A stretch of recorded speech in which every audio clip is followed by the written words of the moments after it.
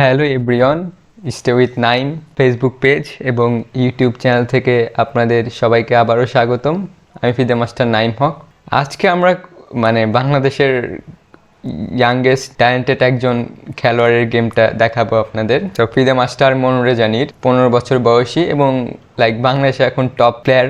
এইবার ন্যাশনাল চ্যাম্পিয়নশিপে বাংলাদেশের ন্যাশনাল চ্যাম্পিয়ন হয়েছে 15 বছর বয়সে। অনেক দিন পর 15, 20, 25 বছর পর এরকম ইয়াং কেউ চ্যাম্পিয়ন হলো। মেবি আরও বেশি হতে পারে। তারপর হচ্ছে তাও ডমিনেট করে আসলে।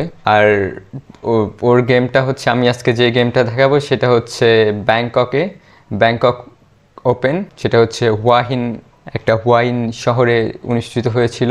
সো ব্যাংকক ওপেন খুবই একটা বড় টুর্নামেন্ট, মানে বলা যায় এশিয়ার ওয়ান অফ দ্য টপ একটা টুর্নামেন্ট। সো এই টুর্নামেন্টের মনোরে জানির সাদা নিয়ে খেলেছেন ভারতীয় গ্র্যান্ড মাস্টার লিলিত বাবু। ওনার সাথে লিলিত বাবু খুবই স্ট্রং প্লেয়ার। তার রেটিং হচ্ছে 2508 এবং নীরের রেটিং ছিল 2285। তো নীর খেলেছে সাদা গুটি নিয়ে আর লিলিত বাবু খেলেছে কালো গুটি। ওকে, সো টুর্নামেন্টটা আমি নিজেও খেলেছি এবং আমরা একসাথে গিয়েছিলাম, রুমমেট ছিলাম। সো টুর্নামেন্টটা নীর খুবই ভালো খেলেছে এবং ওই টুর্নামেন্টের পর থেকে আসলে বলা যায় আপনার নীরের পারফরমেন্স আসলে খুবই সারপ্রাইজলি, খুবই এত ইমপ্রুভমেন্ট করেছে এবং রেজাল্ট এত ভালো করছে যেটা খুব অবিশ্বাস্য। তো তখন ওর রেটিং ছিল হচ্ছে আপনার 2285, এখন ওর রেটিং হচ্ছে 2415।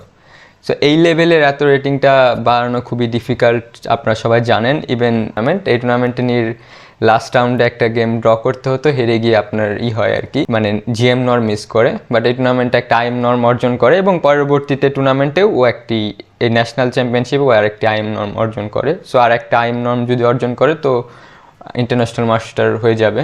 আশা করি খুব শীঘ্রই হবে, যে পারফরমেন্স করছে। সো ওকে, আমরা গেমে আসি। E4, E5, knight f3, knight c6, bishop b5, রুইল বেস, a6, bishop a4, knight f6, castling. Okay, knight f6 castling. এখানে অনেক লাইনই খেলতে পারে, নাইট e4 খেলতে পারে একটা লাইন, তারপরে হচ্ছে বিশপ e7 খেলতে পারে, b5 খেলতে পারে, এটা জাস্ট অনেক কিছু এখান থেকে আসতে পারে আসলে। সো বিশপ c5 খেলেছে। নর্মালি বিশপ c5 এখন খুবই বেশি খেলা হয়, কারণ বিশপ e7 অনেকে করে যে আমি বিশপটা অ্যাক্টিভ রাখবো, কারণ c5 e7 অনেকে খেলতে চায় না, সেটা গেম অনেকটা স্লো হয়।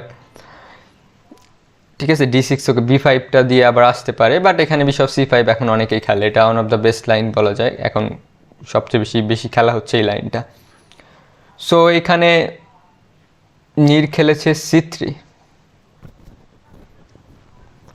তো c3 আইডিয়া হচ্ছে d4 দেওয়া, আর নাইট e4 যদি খায়, অনেক কিছু আছে, কুইন e2 আছে, নাই বিশপ c6 আছে, সো এটা খেলতে পারে। d4ও আছে, ডিরেক্ট d4 d5 আছে, যাওয়ারও সম্ভাবনা আছে।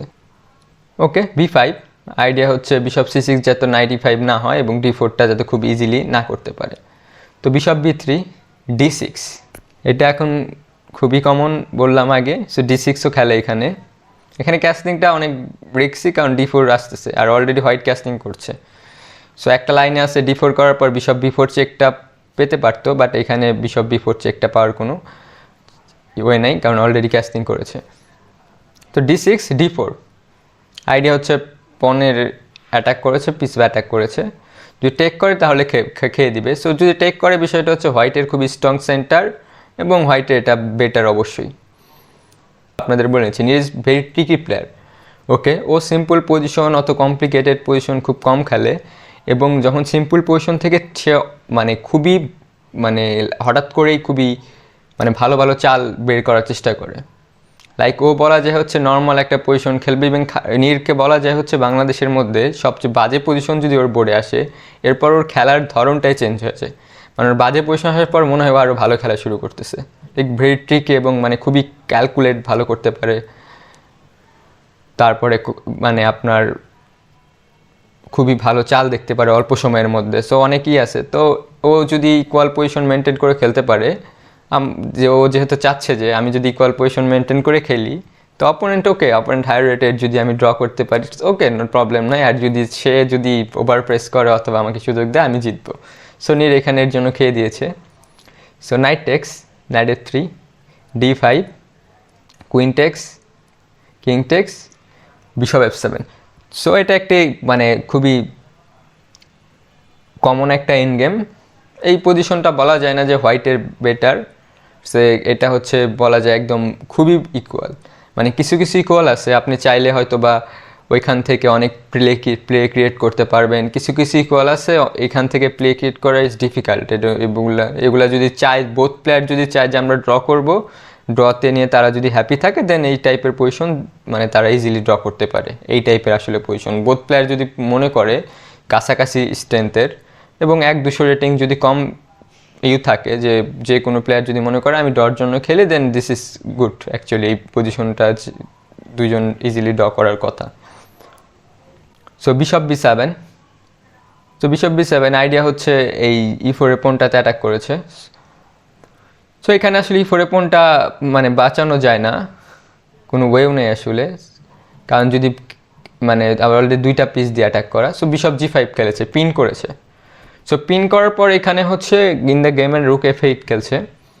সো আমরা আসি যে কীভাবে মানে আর অল্টারনেটিভ কী খেলতে পারতো। কিং E7 খেলতে পারতাম অবশ্যই, তারপরে হচ্ছে বিশপ E4 খেলতে পারতো। তো কিং E7টা খুব একটা এফেক্টিভ না। সো আমরা দেখি বিশপ E4 যদি খেলতো তাহলে কী হইতো। So bishop E4, night D2।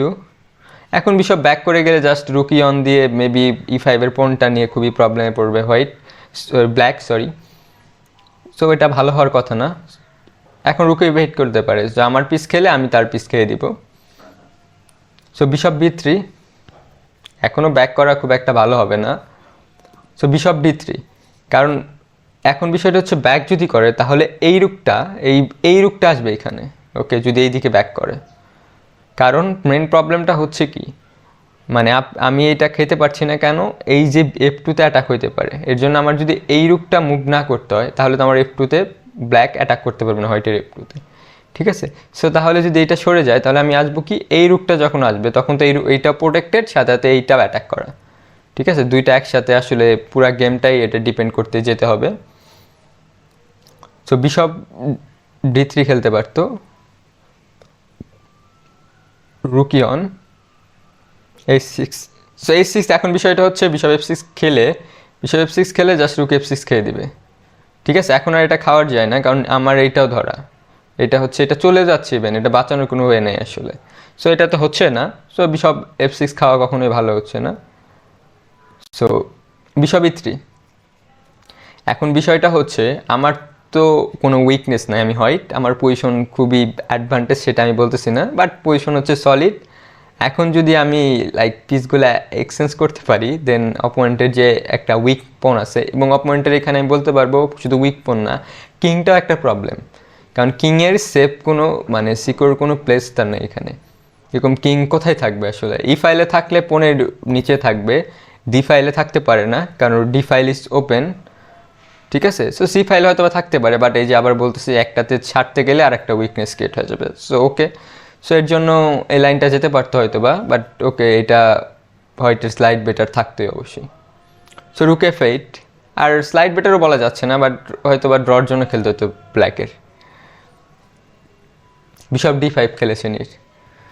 So নিরের idea হচ্ছে যে পন একটা D5 আনি, দেন হচ্ছে অপোনেন্টের যে E5 পন সেটাতে একটু প্রেশার দেওয়ার চেষ্টা করি। সো টেক করেছে। C6টা ভালো হবে না অবশ্যই, C6 দিলে আবার ব্যাক করবে সেম, কারণ C6 এই আবার বিশপ B7, B6 এ C6টা অবশ্যই ভালো হওয়ার কথা না। So take, king D7, bishop F6, pin থেকে যেহেতু সরাই দিছে। So knight A6, A3। এইখানে নাইট A3টা খুবই মানে আমার ভালো লেগেছে আর কি, কারণ এখানে নাইট D2 C4 ওকে খেলা যেতে পারে অবশ্যই, বাট নাইট E4 যাওয়ার চেয়ে, এবং E4 যাইতে পারি হয়তো বা ফিউচারে, বাট E4 যাওয়ার চেয়ে এখানে যদি আমার মেন আইডিয়া করতে হবে C4 যদি আমি ব্রেক দিতে পারি, ওকে, C4 ব্রেক দিয়ে যদি আমি নাইট C4 বসাতে পারি কোনো মতে।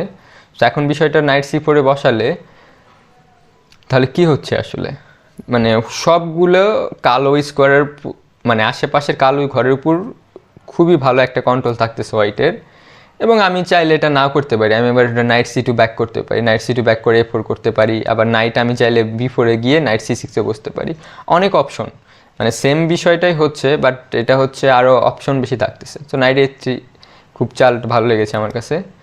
সো F5, ব্ল্যাক ট্রাই করেছে আসলে পন মুভ করে আরও কিছু প্লে ক্রিয়েট করার। রুকি অন খুবই ভালো মুভ, কারণ আমার অপোনেন্টকে যদি এখানে যদি অপোনেন্ট কিছু অ্যাডভান্টেজ যে আমার আছে সেটা যদি পন খুব ভালোভাবে পুশ করে ফেলে, সেই অ্যাডভান্টেজটা আমার থাকবে না। সো এখানে খেলেছে কিং d6, রুক দিয়ে গার্ড দিয়েছে। e5, e5 খুবই একটা নর্মাল মুভ, কারণ কিংয়ের হচ্ছে e5, কিং যদি ব্ল্যাকের e5 যায় সেটা হচ্ছে ভালো অবশ্যই, যদি এখানে গিয়ে ফিক্সড বসতে পারে। আর যদি এই নাইটের সাথে বিশপ এক্সচেঞ্জ হয়ে যায়, ইভেন আমি মনে করব যদি নাইট আর বিশপ এই দুইটা পিস যদি বোর্ড থেকে আপনারা সরায় দেন, এটা ব্ল্যাকের বেটার, কারণ কিং e5 যাবে, রুক d8 যাবেই যাবে। সো কিংয়ের একটা ভালো স্কোয়ার করেছে। সো এখানে নীরের মুভটা আমার কাছে অসাধারণ লেগেছে। বাট প্র্যাকটিক্যালি আমি বলতে চাই, ইঞ্জিন কি সাজেস্ট করতেছে এরকম কিছু আমি বলতেছি না, বাট প্র্যাকটিক্যালি এই মুভটার মানে আমি বলতে পারি এইরকম মুভের জন্য গেমটা শেষ অবধিও জিতেছে। সেটা হচ্ছে কিং f1 আইডিয়া। আমার তো কোনো কিছু ব্রেক দিতে হবে, if I wanted to win, so I need to break something. Okay, so break যদি আমরা দিতে চাই তাহলে কোথায় ব্রেক দিব আসলে? c4 একটা, বাট এখন c4টা হচ্ছে না, কারণ আমি c4 দিলেই, যদি আমি এখন c4 করে ফেলি, দেন ও আগে দিবে হচ্ছে বিশপ c5, আমার নাইটটা ধরা। ঠিক আছে, আমি নাইট সরালে তো এটা পণ চলে যাচ্ছে ফ্রি, আর নাইট যদি রাখি আমি খেয়ে দিই, সব এটা খেয়ে দিবে জাস্ট। আমি বলতেছি যে রুক এন্ড গেমে আসলে মানে হোয়াইটের বেটার হওয়ার চান্স তো নাই, এবং হোয়াইটের হওয়ার সারভাইভ করতে হবে মনে হয় ড্রর জন্য। সো রুক 8, b4, আর একটা এক্সেলেন্ট মুভ, কিং f1-এর পর b4। ওকে, যে প্রবলেমটা হচ্ছিল আমার আগে, আমি আপনাদের বলতেছি যে আমি কি প্রবলেম হচ্ছিল, যে c4টা করতে পারতেছিল না। কেন করতে পারতেছিল না? বিশপ c5-এর কারণে। আমি কি b4 করলাম, আইডিয়া হচ্ছে এখন আমি c4 করতে পারি, আমি এখন c4 করতে পারি, এবং আমি যখন c4 করব, ব্ল্যাকের মানে force to take, okay, black force এটা টেক করার জন্য, কারণ ব্ল্যাক যদি টেক না করে তাহলে ধরেন আপনি c4 করলাম, টেক না করলে c5 দিয়ে দিব, তখন তো আর আমার এই c4-এ বসার দরকার নেই। ঠিক কথা। আর যদি টেক না করে আবার এই ইমিডিয়েটলি এটা ধরাও, সো পন ডাউন, সো ব্ল্যাকের কোনো অপশন থাকতেছে না। আর যখন এই নাইটটা c4-এ বসতেছে, আমি বলতেছি জাস্ট নাইট পুরো সব কিছু বোর্ডের আশেপাশের সব যে ব্ল্যাক ডায়াগোনাল সব কন্ট্রোল করতেছে, লাইক একদম ভালো একটা রোল প্লে করতেছে। ওকে, মানে খুবই স্ট্রং, এই মানে জেতার জন্য এখন পারফেক্ট একটা পজিশন বলা যায়। সো কিং d7 খেলেছে, যে এখন ব্ল্যাক হয়তো বা ওয়েট করতেছে, কারণ এখানে তার নিজের কিছু করার নেই, যদি এখানে সে কিছু করতে যায় পজিশন খারাপ হওয়ার চান্স আছে। ওকে, এখানে তো c4 অবশ্যই, সো টেক করতে হবে ফোর্স, নাইট টেক c4। ওকে, এখানে মানে যদি অন্য কোনো চাল দেয়, যে ওকে রুক f6 অথবা এই টাইপের চাল দিয়ে b6-এ গার্ড দিতে পারে, যদি গার্ড না দেয় তাহলে পরের চালে d6 দিয়ে দিতে পারে। ওকে, এবং খেয়ে দেওয়ার পরও এখন আবার ভিন্নভাবে খেয়ে দেবো না অবশ্যই, মানে d6 দিলে তারপর কি হবে? ওকে, সো অনেক কিছু মানে অলরেডি আসলে বোর্ডে হয়ে গেছে, মনে হচ্ছে একদম নর্মাল পজিশন। এটা নর্মাল পজিশন না, এখন বলা যায় হোয়াইটের পজিশন অনেক বেটার। ওকে, বিশপ s7, f4 মানে অপোনেন্টকে একটা পাস পয়েন্ট ক্রিয়েট করতে দিচ্ছি, সেই সাথে হচ্ছে লাইক ও যদি টেক করে আমার পন ডাবল করতেছে। জাস্ট পজিশনাল আন্ডারস্ট্যান্ডিং, আমার একটা ধারণা ছিল নীরের যে পজিশনাল আন্ডারস্ট্যান্ডিং অতটা ভালো না, বাট এই চালের পর বোঝা যায় মানে আমার যে ধারণা সম্পূর্ণ ভুল। মানে এখানে কি পরিমাণ পজিশনাল আন্ডারস্ট্যান্ডিং থাকলে একজন প্লেয়ার f4-এর মতো চাল দিতে পারে, মানে খুবই একটা ভালো মুভ। কিং আমি এখন মানে কি হচ্ছে যে অপোনেন্টের কি করতে পারতো ব্ল্যাক f4 e3 করে অথবা f3 করে কিছু কমপ্লিকেশন ক্রিয়েট করতে পারতো, সেটা তো বন্ধ হচ্ছেই। আর যে পাস পনটা ক্রিয়েট হয়েছে এখানে, সে পাস পনটাই আরও মানে হোয়াইটের ভিতটাই স্ট্রং করছে, কারণ এই পাস পনটা আসলে পাস পন না। কখন পাস পন? যে পনটা আপনি প্রমোট করতে পারবেন অথবা পুস্ট করতে পারবেন, তাই না? পাস্ট, বাট এখানে পাস পন শুধু বলাই যায়, কিন্তু এটা মানে প্রমোট করার অথবা পুশ করার কোনো ওয়ে নেই, কারণ এটা যদি আপনি এখানে রাখেন, জাস্ট এইখানে চেক দিবে, রুক একটা ধরেন 95 যাবে, রুক একটা এইদিকে যে এখানে যায়, রুক c6 চেক, একদম মেট হয়ে যাওয়ার মতো অবস্থা। 95-এ যাওয়া মানে তো কোনো কিছু করা নাই, যদি এটা আস্তে আস্তে প্ল্যান করবে। আর e3 কখনো দিয়ে কিছু হচ্ছে না আসলে। ওকে, ইভেন এখন আমি e3 দিলে পরের চালে চলে যাচ্ছে, সো এইগুলো হওয়ার কোনো মানেই নাই। সো f4 এটা কি মোমেন্ট বলা যায়, কি মুভ বলা যায়, আর এক্সেলেন্ট আসলে পজিশনাল আন্ডারস্ট্যান্ডিং থাকলে আসলে এই মুভ খেলা যায়। সো টেক করে দিয়েছে, কারণ 5 পয়েন্ট রেখে লাভ হচ্ছে না। So knight E5 check. So king D6, এখানে আর একটা এক্সেলেন্ট ডিসিশন নিয়েছে যে নাইট F3। ওকে, নাইট F3 করলে রুকি অন, কিংই অন করতে পারতো, ওকে, বাট মনে হয় না এই পজিশনটা আলটিমেটলি উল্টা খারাপ হওয়ার চান্স আছে, ভালো তো দূরের কথা। এইখানে ইভেন নাইট F7 এখানে চেক দিতে পারতো, নাইট F7 ফার্স্ট কোনো লাভ নেই, আলটিমেটলি কোনো কিছু তো হচ্ছে না, আর ব্যাক করবে আবার চেক দিতে হতে পারে হয়তো বা, কারণ নাইট F7 চেক দিলে রুক দিয়ে খাওয়া যায় না, E8 ধরা আছে। সো ওকে, আবার ব্যাক করেছে, বুঝতে পারছে, আন্ডারস্ট্যান্ডিং করতে পারছে যে আমার এই পজিশনটা আসলে আমি যদি G takes F3 করি দেন আমার পজিশনটা ভালো আসলে। ওকে, এখন জাস্ট টেক করে দিয়েছে। আপনার পজিশন দেখেন যে হোয়াইটের নাইটটা খুবই স্ট্রং, তারপরে হচ্ছে আপনার হোয়াইটের পন একটা আছে D5-এ, ওইটাও অনেক স্ট্রং, ব্ল্যাকের পন আছে কিছু, বাট সবগুলা পন হচ্ছে মানে লাইনের এক একটা মানে আইসোলেটেড পন, 4টা পন আছে, 4টা পনই আইসোলেটেড। ওকে, আর হোয়াইটের পন আছে, হোয়াইটের আইসোলেট 1-2টা আছে, বাট এই আইসোলেটগুলাও কোনো অ্যাটাক করার তো ওয়েই নাই, ওটা এত ভালো পজিশনালি কন্ট্রোল করছে যেটা হচ্ছে আপনার ব্ল্যাকের পিস মুভমেন্টটাও আর করার মতো ভালো কোনো জায়গায় করার মতো জায়গা নেই, এরকম অবস্থা। সো F4 খেলেছে, তো কিছু তো কাউন্টার প্লে ক্রিয়েট করতে হবে আসলে এখানে, খুব F4 খুব ভালো ট্রাই, টেক টেক রুকি অন। সো রুকি অন, যেহেতু আমার নাইট স্ট্রং নাইট, সো আমি যদি স্ট্রং নাইটের সাথে এই এন্ড গেমে চলে যাই, এটা জাস্ট ইজিলি উইনিং, কারণ জাস্ট এই রুক এন্ড গেম, কিং নাইটের বিশপ এন্ড গেমে গেলে কিং দিয়ে এখানে গিয়ে সব খেয়ে দিবে আসলে। ওকে, জাস্ট এটা লস বলা যায়, তো অবশ্যই যাবে না। সো বিশপ E3 খেলেছে, নাইট E3 টেক, তো king E2, king E2। So এখন স্টিল পন অলরেডি এখন একটা আপ আছে, বাট এই টাইপের পজিশন যেটা খুবই ডিফিকাল্ট, কারণ হচ্ছে আপনার রুক এন্ড গেমের কথা বলতেছি আমরা। রুক এন্ড গেমে আসলে একটা পন যদি ইভেন সামটাইম 2টা পন আপনিও যেটা ডিফিকাল্ট, বাট এখানে নীর খুব মানে ভালো খেলেছে। সো কিং D6 আইডিয়া পনটা টেক করার, রুক দিয়ে গার্ড দিয়েছে। সো রুক E5 আইডিয়া হচ্ছে রুক দিয়ে খেয়ে দিবে এরকম। সো নীর খেলেছে রুক ইফ D4। ওকে, তুমি খেলে খেতে পারো আর কি। সো যদি খায় তো প্রবলেম নাই, আমি পন আপ, আমার F4 5 পন।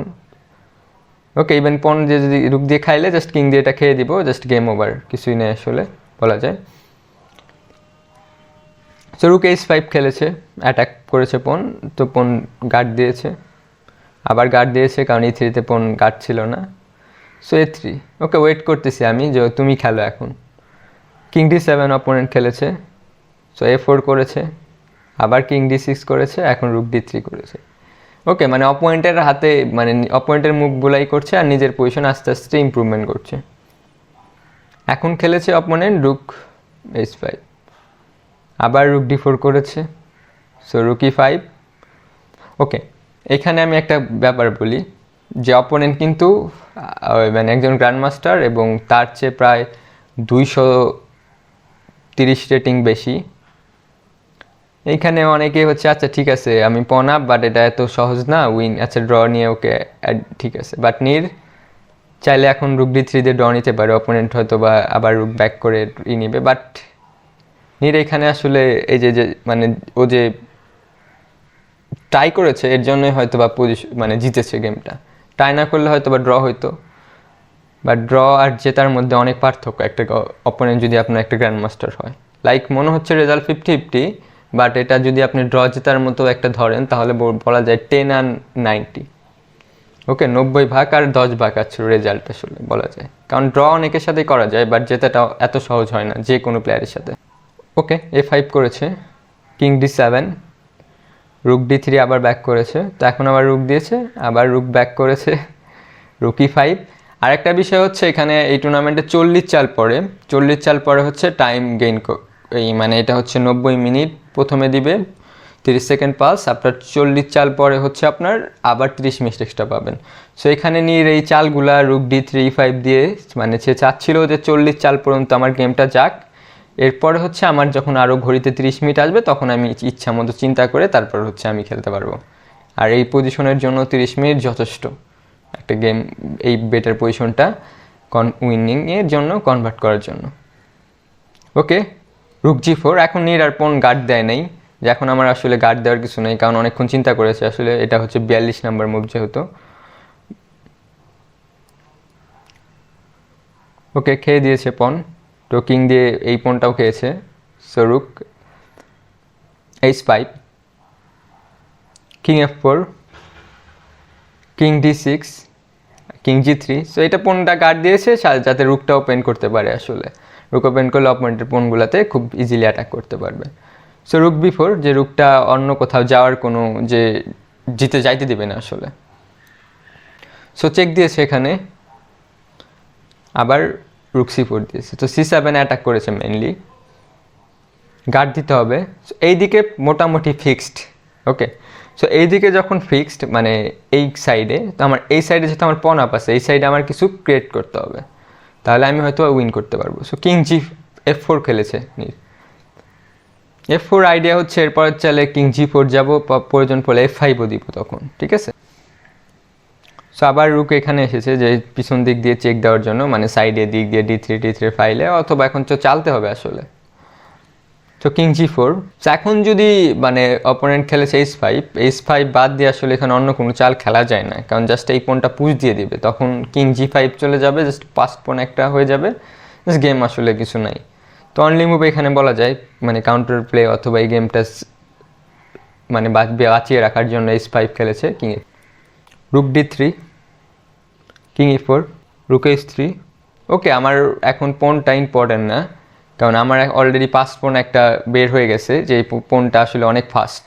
তো যদি আমার পনটা খায়, সেটা অনেক অত চাল পাবে না যে চালের মাধ্যমে সে আমাকে তার পনটা মন্ত্রী টন্ত্রী ওঠার চান্স আছে এরকম কিছু, আমার পনই আসলে মন্ত্রী ওঠার চান্স বেশি। So king F5 take.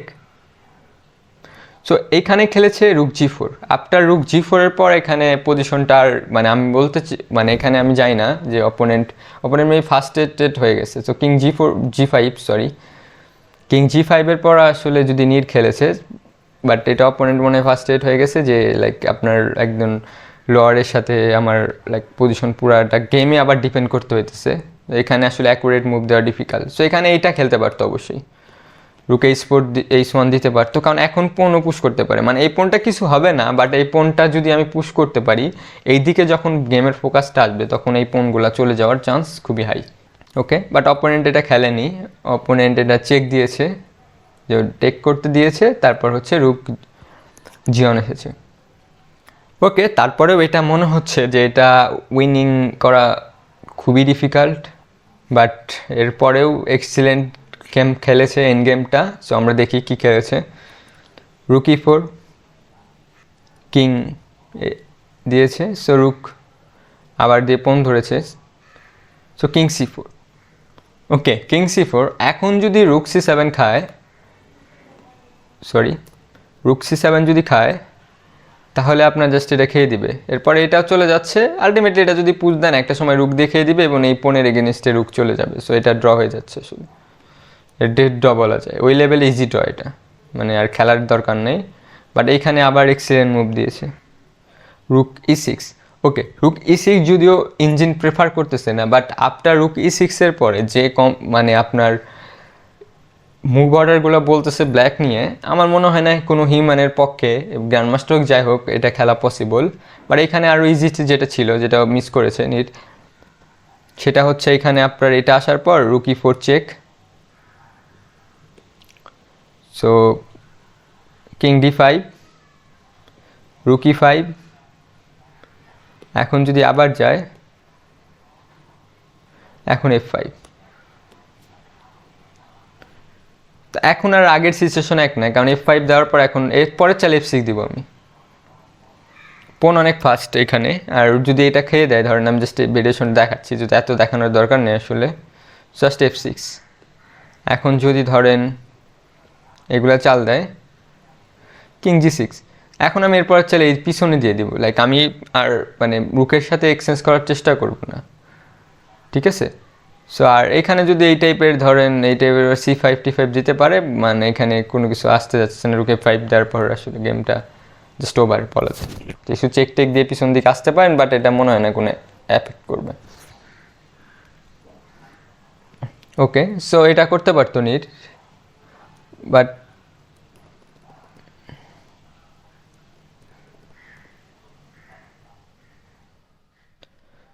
So rookie 6 দিয়েছে। ওকে, রুকি 6 এর আসলে প্র্যাকটিক্যালি আমি বলতে পারি এটা ইঞ্জিন যায় দেখে practically winning. So king B4, রুক A6, king B5, রুক A8, king C6, A6। ও A6 আসলে অনলি মুভ, তাছাড়া এদিকে যদি একবার পিছনে যেতে পারে এই পয়েন্টটা চলে যাবে আসলে। সো A6, কিং D7, এইখানে আসলে কিং মানে চালার আসলে কিছু নেই। King D7, F5, king E7। Even আমি এই গেমটা নিজেও ওই সময় বোর্ডে গিয়ে দেখতেছিলাম কিং E7-এর পর, লাইক আমি নিজেও বুঝতেছিলাম না যে পজিশন কী হবে, মনে হচ্ছিল উইনিং, বাট কোনো ক্লিয়ার আইডিয়া পাচ্ছিলাম না। বাট আপনার একটু পর মানে দেখার পর বুঝতেছি যে এইখানে জাস্ট যদি কিংটা আবার ঘুরে ফিরে এইদিকে চলে আসে তাই তো উইনিং, কারণ এই পনটা খেয়ে দিব। জাস্ট খাওয়ার পর সমস্যা হচ্ছে এইদিকে চেক দিতে পারবে না, ব্যাক করবো, কারণ আমার দুইটা পন, লাইক একটা পন যদি এইদিকে থাকতো তাহলে হয়তো বা ড্র, পিছনে চেক টেক দিয়েই করতে পারি, বাট যখন দুইটা পন আছে এটা ড্র হবে না।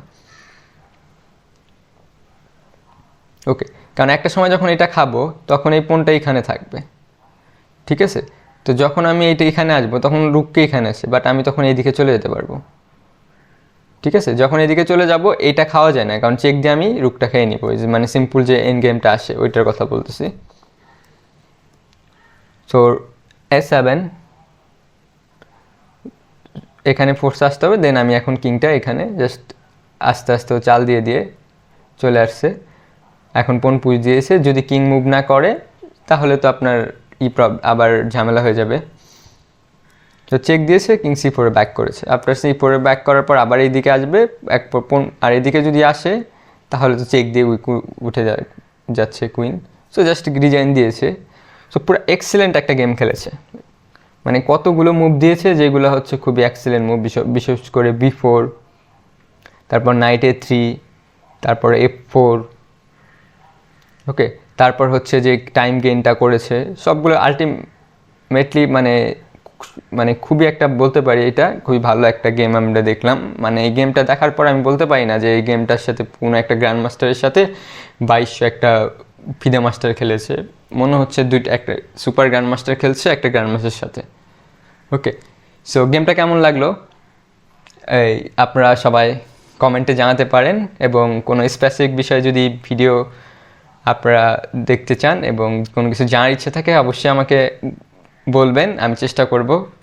আর এই আমার চ্যানেলে যারা নতুন তারা আমার ইউটিউব চ্যানেলটি সাবস্ক্রাইব করুন, এবং ফেসবুক পেজে যারা নতুন তারা ফেসবুক পেজে ফলো দিয়ে সাথে থাকবেন। সবাইকে ধন্যবাদ।